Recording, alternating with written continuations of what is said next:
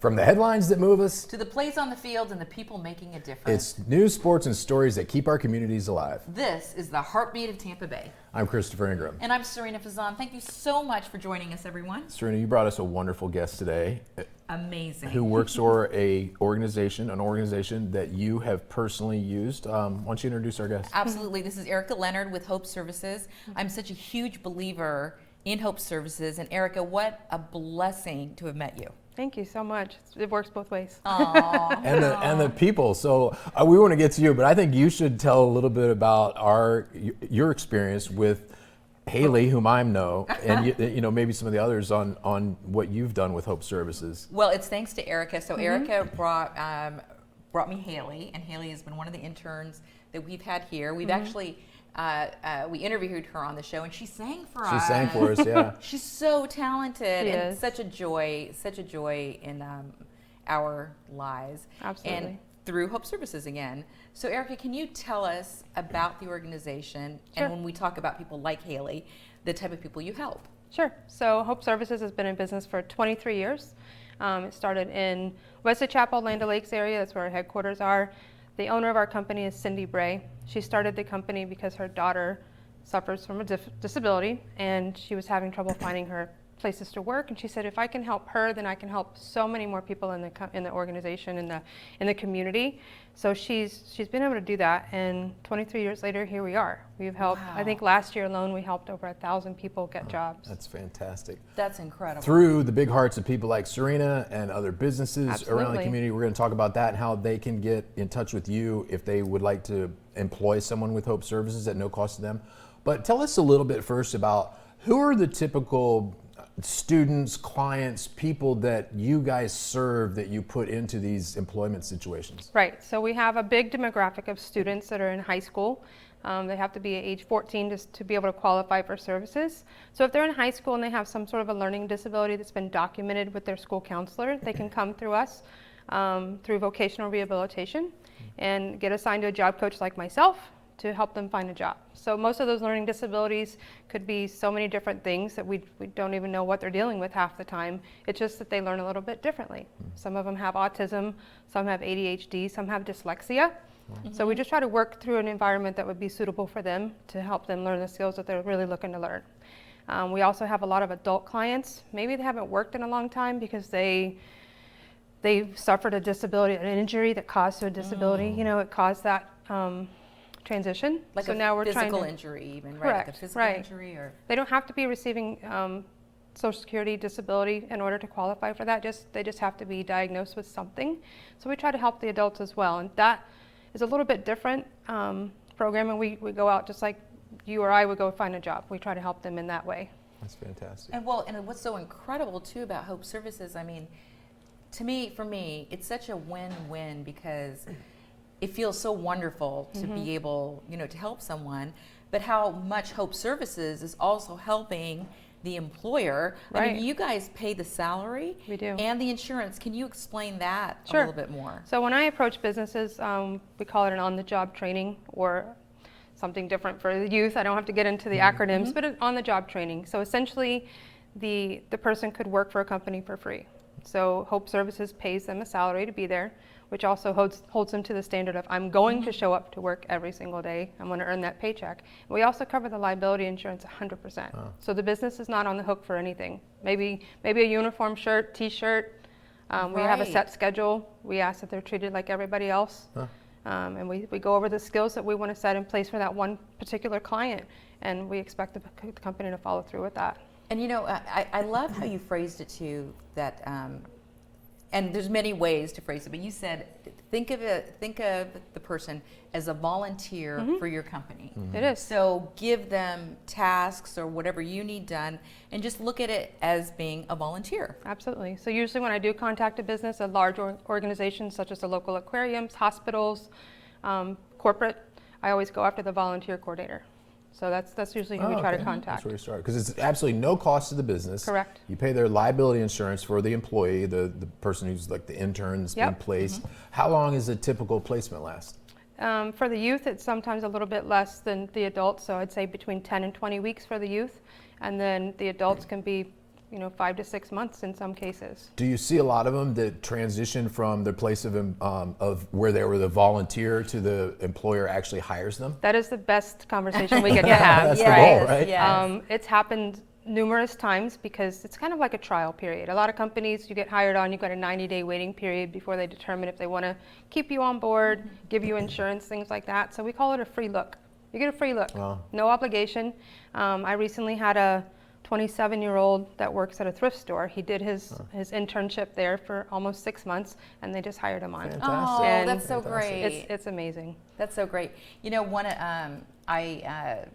Reagan is another wonderful young woman who worked with me. So I want to give a shout out to her because she is looking for a job now, and she's so wonderful, worked so hard, and she had some social anxiety issues.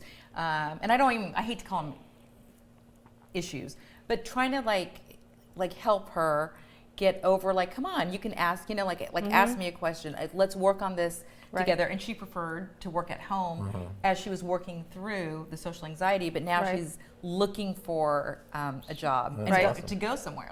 She has the confidence. I think that's the biggest thing that all of our clients across the board lack confidence, right? I have a client that just finished up his internship at the thrift store, and when I first met him, I said, "What is it that you want to discover about yourself by having this opportunity?" He says, "I feel invisible." Oh. And I literally went to my car and cried because he didn't have any friends. He was different in school.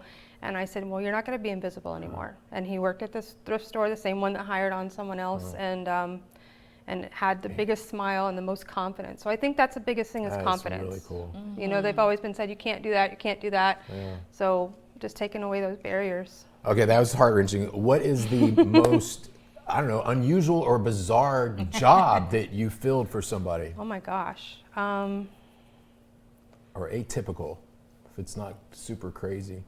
I can't think off the top of my head. I mean, we've got everybody doing, tourist type of jobs. Got someone in an auto store right now doing mechanic work, things like that.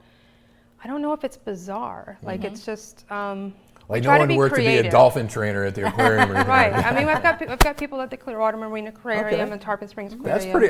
That's kind of unusual. I think a lot of us would like to work in a place like that. How much fun Absolutely. That would be. The Marriott downtown Tampa.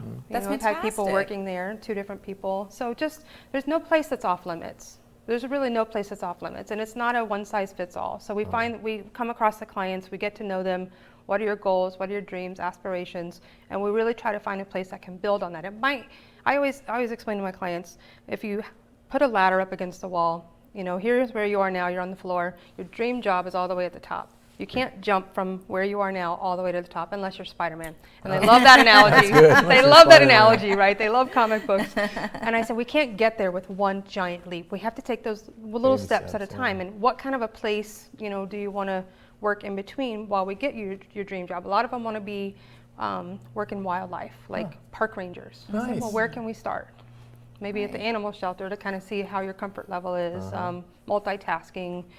So it's just, it's a case by case for every single person. Okay. And with the employers, how do you find them? I can tell you with me, it was Jackie Toledo, who of course is running now again. County Commission. County Commission. She's the one that, said, you need to learn, you need to know about Hope Services. Right. So, and then once I knew about it, I was like, oh my goodness, what a blessing. So how do you spread the word to employers? That's the hard part, because I'm only one person. I'm the only one that covers Pinellas County at the moment, right? So I have over 100 clients right now that I'm trying to help. Some are working, some are not, some are in transition, waiting for new paperwork to come down. So that's the hard part. I would love to be able to go out and network at the Chamber of Commerce and networking events and all these things. I don't have time. Right. There's only so many hours in a day. I don't have time. Okay, I am sometimes a little bit of a glasses half full type of person. I'm thinking like a business owner, and if I'm sitting out there and I'm hearing this, and maybe I'm thinking about doing it, but I have a little bit of a reservation because if I hire someone and it doesn't work out, I just fire them. Right.